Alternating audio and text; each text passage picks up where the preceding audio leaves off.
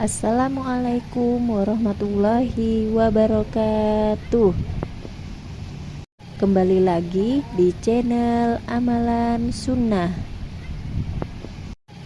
Namun sebelum itu, mohon dukungannya untuk subscribe, like, dan komen agar kami dapat terus membagikan video yang bermanfaat bagi Anda semua. Hukum oral seks. Bagi kebanyakan pasangan, seks oral biasanya dilakukan sebagian bagian dari pemanasan. Kaum lelaki banyak yang menyukai aktivitas ini sebab oral seks mampu membakar fantasi mereka dalam meraih kepuasan. Pria biasanya merasakan kenikmatan yang lebih tinggi dalam menerima maupun memberi seks oral.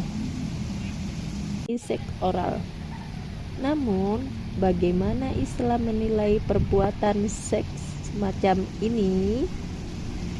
Mengenai hukum oral seks, atau jika yang dimaksud adalah mencium kemaluan pasangan saat berhubungan, diperselisihkan oleh ulama Hambali membolehkan mencium kemaluan istri sebelum jima, namun dimakruhkan jika dilakukan setelah itu. Hal ini yang disebutkan dalam kitab Kashful Qona, salah satu buku fikih mazhab Hambali, yang bermasalah jika yang dicium adalah kemaluan yang sudah terdapat najis seperti kencing dan mani. Syekh Abdullah bin Abdirrahman Al-Jibrin ditanya, bolehkah seorang wanita mencium kemaluan suaminya, begitu pula sebaliknya? Jawab beliau rahimahullah, hal ini dibolehkan, namun dimakruhkan karena asalnya pasutri boleh bersenang-senang satu dan lainnya menikmati seluruh badan pasangannya, kecuali jika ada dalil yang melarang. Boleh antara suami istri menyentuh kemaluan satu dan lainnya dengan tangannya dan memandangnya.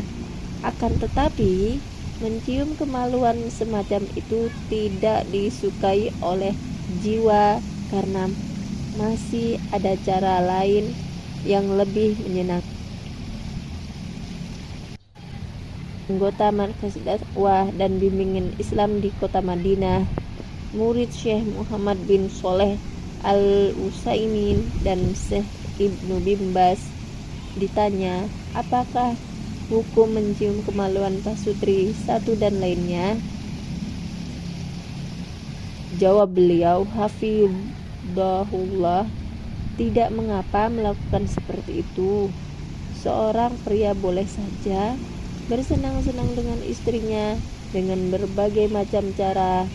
Ia boleh menikmati seluruh tubuhnya selama tidak ada dalil yang melarang. Namun tidak boleh ia menyetubuhi istrinya di dubur dan tidak boleh berhubungan seks dengan istrinya di masa haid. Sedangkan mencium kemaluan pasangannya tidak ada masalah. Itu adalah tambahan dari yang dihalalkan karena tidak ada dalil yang mengharamkan. Syariat pun mendiamkannya, sehingga oral seks semacam itu kembali ke hukum asal, yaitu boleh. Yang menyatakan haramnya harus mendatangkan dalil, namun sebenarnya tidak ada dalil yang melarang perbuatan semacam ini. Kebenaran adalah di sisi Allah Subhanahu.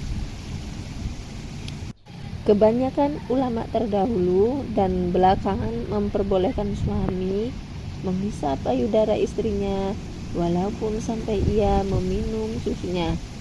Mengenai hal ini tidaklah haram menurut pendapat yang kuat, karena yang bisa menjadikan mahram atau haram untuk dinikahi adalah persusuan pada bayi sampai ia berusia 2 tahun.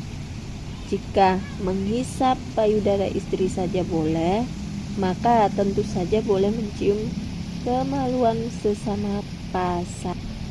Adapun ulama belakangan, semoga Allah beri taufik pada mereka, yang melarang perbuatan ini beralasan karena kemaluan adalah tempat keluarnya najis seperti kencing, maka tentu saja seperti itu tidak boleh dicium.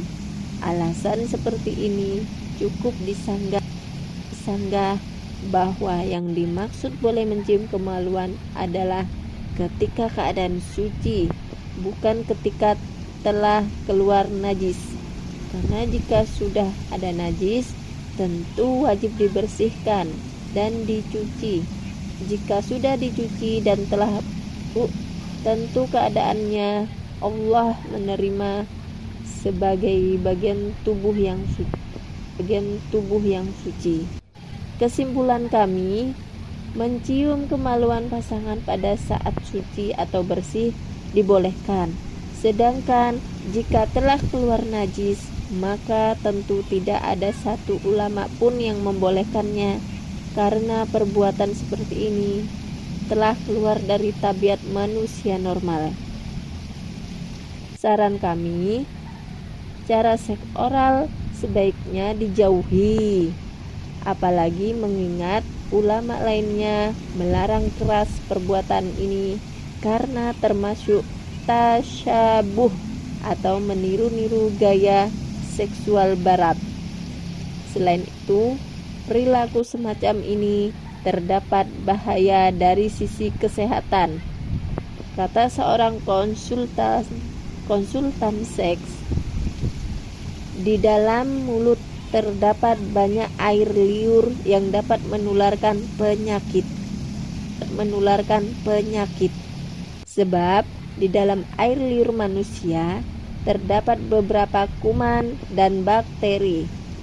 Demikian pula dengan berbagai macam jamur yang biasa menempel di tubuh manusia. Ketiganya bisa mengakibatkan penyakit saat kita. Di samping itu, hasil survei menunjukkan bahwa 50% laki-laki yang melakukan oral seks menderita kanker mulut.